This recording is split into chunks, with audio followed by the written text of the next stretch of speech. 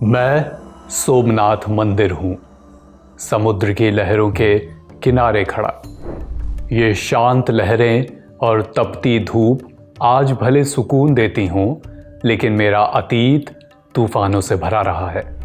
मेरे ऊपर लहराती ये पताका कह रही है कि कुछ भी स्थायी नहीं है। मेरी नींव रखने से लेकर आज की तारीख तक मैंने कई शासकों का दौर देखा। आक्रांताओं ने मुझे तोड़ा, लूटा, लेकिन मैं हर बार खड़ा हुआ। राजाओं ने मेरा जीर्णोद्धार कराया। मेरी बनावट में चालुक्यों की सोच बसी है। आज जब मेरा ध्वज समुद्र की हवाओं से लहराता है, तो वो सिर्फ पताका नहीं, वो इतिहास की विजय गाथा गाता है। मेरा होना इतिहास है। सोमनाथ मंदिर ये वो मंदिर है जिसे कब बनाया गया, इससे ज़्यादा इस बात की चर्चा होती है कि कितनी बार बनाया गया, कितनी बार यहाँ लूटपाट हुई। महमूद गजनवी के अलावा वो कौन से आक्रमणकारी थे जिन्होंने यहाँ हमला किया। मंदिर के बनने, बिगड़ने और दोबारा उठने की पूरी कहानी पर इतिहासकार कौन से अलग अलग तर्क देते हैं। इन सब बातों की चर्चा होती है और आज हम भी चर्चा विस्तार से करेंगे इन्हीं बातों पर। नमस्कार, मैं अभिषेक और आज की तारीख में बात सोमनाथ मंदिर की। Brought to you by Punjab National Bank and New India Assurance.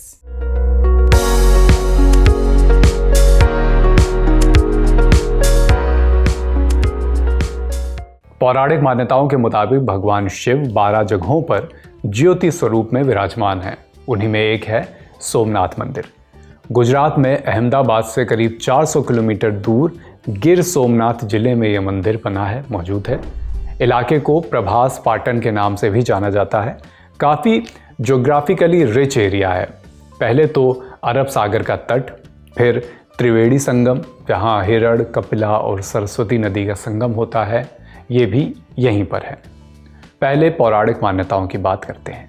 माना जाता है कि चंद्रमा ने श्राप से उभरने के लिए यहाँ सरस्वती नदी में स्नान किया था, तब जाकर उन्हें दोबारा अपनी चमक, उनकी चमक वापस मिली थी। यही वजह है कि इस जगह का नाम प्रभास पड़ा, जिसका मतलब होता है चमक। मंदिर की इसी चमक पर कई नज़रें आगे चलकर टिकी। कई बार मंदिर को तोड़ा और बनाया गया। आज़ादी से पहले तक कुल 7 बार। इसको लेकर अलग अलग इतिहासकारों के अलग अलग मत हैं। कोई 7 तो कोई इस संख्या को 17 तक भी बताता है। अलग अलग जगहों पर अलग अलग सूत्रों के मुताबिक अलग अलग मत और अलग अलग संख्याएं सामने आती हैं। इसमें एक बात यहाँ ये भी ध्यान देने योग्य है कि यहाँ पर कई इतिहासकार हैं जो इसे इस तरह से व्याख्या देते हैं कि 7 बार इसे तोड़ा गया या जीर्णोद्धार कराया गया। इस बात को हम आगे और स्पष्ट करेंगे अलग अलग इतिहासकारों के माध्यम से। फिलहाल बात आगे बढ़ाते हैं। तो तोड़ने वालों या जीर्णोद्धार कराने वालों की फहरिस्त लंबी है, लेकिन जिन विदेशी आक्रांताओं का नाम यहाँ पर आता है, जिन्होंने सोमनाथ मंदिर पर हमला किया और इसे तोड़ा, इन तोड़ने वालों की फहरिस्त में महमूद गजनवी समेत तमाम नाम आते हैं। सबकी बात बारी बारी से। ऑनलाइन धोखाधड़ी से बचना अब आसान। अपनाइए न्यू इंडिया की my cyber policy. New India assurance Bharat की प्रमुख मल्टीनेशनल जनरल इंश्योरेंस कंपनी, अब व्हाट्सएप पर भी उपलब्ध। 1299 ईस्वी खिलजी सल्तनत के सेनापति उलुग खान और नुसरत खान की अगुवाई में बड़ी सेना गुजरात की तरफ कूच कर रही थी। वो दौर हिंद के क्रूर शासकों में से एक अलाउद्दीन खिलजी का था। अलाउद्दीन उन तमाम मंदिरों को निशाना बना रहा था जो धन धान्य वैभव से भरे हुए थे, जहाँ व्यापारी और श्रद्धालु बड़ी संख्या में आकर चढ़ावा चढ़ाते थे, और इन्हीं मंदिरों में से एक था सोमनाथ मंदिर। उलुग खान की सेना ने मंदिर पर हमला किया, खूब लूटपाट की, उत्पात मचाया। शिवलिंग खंडित भी किए गए, धार्मिक किताबों को नुकसान भी पहुंचाया गया। गुजरात अभियान के दौरान कई लोगों को बंदी बनाकर दिल्ली लाया गया था, जिनमें मलिक काफूर भी था, जो आगे चलकर खिलजी सल्तनत का सेनापति भी बना। अलाउद्दीन खिलजी के सैन्य कमांडर के रूप में मलिक काफूर ने मंगोलियाई आक्रमणकारियों को हराया भी था। कुछ किस्से ऐसे भी हैं कि अलाउद्दीन खिलजी ने खुद काफूर को गुलाम बाजार से खरीदा था। सोमनाथ मंदिर को खंडित करने या खंडित करने का प्रयास करने वाले एक और आक्रमणकारी की बात भी आपको बताते हैं। 14वीं सदी के अंत में दिल्ली सल्तनत कमज़ोर पड़ रही थी। कई क्षेत्रीय शासक अपनी अपनी स्वतंत्रता की मांग कर रहे थे। 1391 में दिल्ली के सुल्तान नासिर उद्दीन महमूद शाह तुगलक ने जफ़र खान, जो बाद में मुजफ्फर शाह प्रथम कहलाया, उसको गुजरात का गवर्नर नियुक्त किया, यहाँ पर भेजा। जफ़र खान मूल रूप से खत्री या टोंक राजपूत था, जिसने इस्लाम धर्म अपना लिया था। 1398 में तैमूर लंग ने दिल्ली पर हमला किया, जिससे सल्तनत और कमज़ोर हो गई। इस अराजकता का फ़ायदा उठाते हुए जफ़र खान ने 1407 में खुद को स्वतंत्र घोषित कर दिया और गुजरात सल्तनत की स्थापना की। 1395 ईस्वी में गवर्नर के रूप में अपने कार्यकाल के दौरान वो सोमनाथ पहुंचा। कुछ इतिहासकार मानते हैं कि मंदिर को नुकसान पहुंचाने के साथ उसने वहां एक मस्जिद का भी निर्माण कराया। कुल मिलाकर ये हमला लूटपाट से ज़्यादा वर्चस्व स्थापित करने की कोशिश के लिए किया गया था, ऐसा जानकार मानते हैं। इतिहासकार शंभू प्रसाद हरप्रसाद देसाई ने लिखा है, गुजरात के गवर्नर के रूप में औरंगज़ेब ने सोमनाथ मंदिर में पूजा रोकने का आदेश दिया था। हालांकि 1646 में उसके पिता शाहजहां ने उसे वापस दिल्ली बुला लिया। इस वजह से आदेश पूरी तरीके से लागू नहीं हो सका। औरंगज़ेब ने अपने शासन के अंतिम दिनों में सोमनाथ मंदिर को पूरी तरह से नष्ट करने का आदेश दिया था। वहीं इतिहासकार रोमला थापर अपनी किताब Somnath the many voices of a history में कुछ इस तरह से लिखती हैं, 17वीं शताब्दी के मध्य में मुगल बादशाह औरंगज़ेब ने अपने कार्यकाल में सेना को सोमनाथ मंदिर को नष्ट करने का आदेश दिया था, लेकिन ऐसा लगता है कि आदेश लागू नहीं हो पाया, क्योंकि अपनी मृत्यु से ठीक पहले उसने 1706 में इसे दोबारा नष्ट करने और इसे मस्जिद में बदलने का एक और आदेश जारी किया था। बाद में अहिल्याबाई होलकर ने 18वीं सदी के अंत में इसके आसपास एक छोटा मंदिर बनवाया था। कहा यह भी जाता है कि शिवलिंग को कहीं छिपा दिया गया था।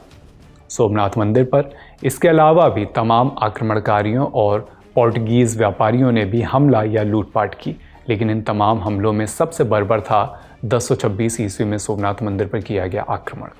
ये गजनबी वंश का शासक महमूद गजनी था, जिसने 17 बार भारत पर आक्रमण किया था। वो एक तुर्क था। उसने मंदिरों और शाही खजानों को निशाना बनाया, क्योंकि ये धन धान्य से भरे हुए थे। साथ ही वो सुन्नी इस्लाम के रक्षक के रूप में अपनी पहचान कायम करने की कोशिश कर रहा था।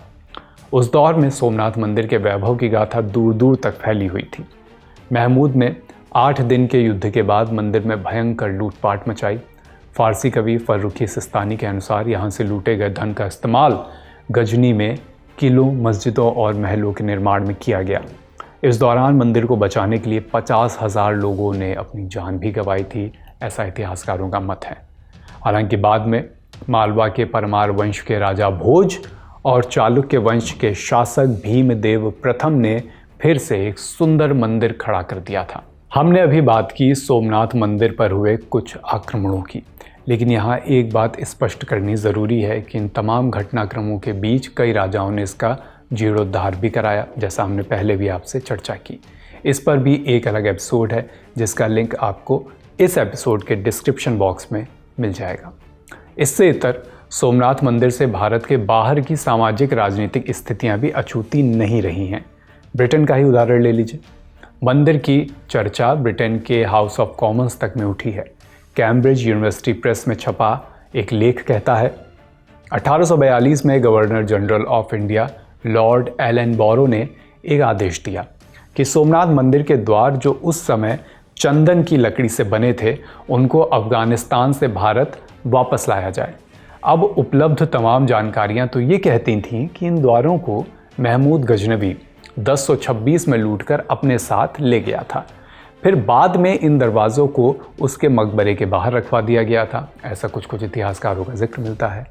एक तरफ इस लेख में इन बातों का जिक्र है, वहीं दूसरी तरफ यही लेख ये भी लिखता है कि ये द्वार कभी अस्तित्व में थे भी या नहीं, इस पर संदेह है।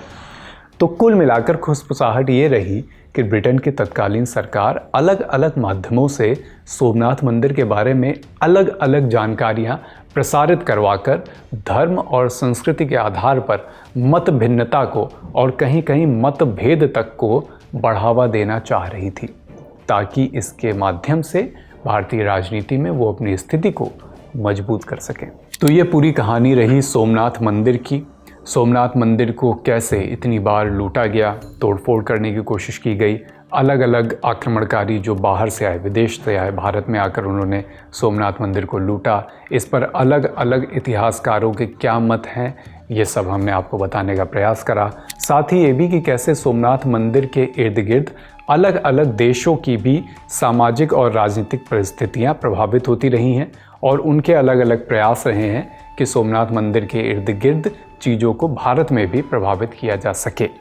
ये सारी जानकारियाँ पुख्ता स्रोत के माध्यम से आपके सामने रखी हैं हमारे साथी प्रगति चौरसिया ने। तारीख के अगले अंक में फिर आपसे मुखातिब होंगे किसी नए किस्से कहानी के साथ। अपना ख्याल रखिए और लल्लन टॉप देखते रहिए।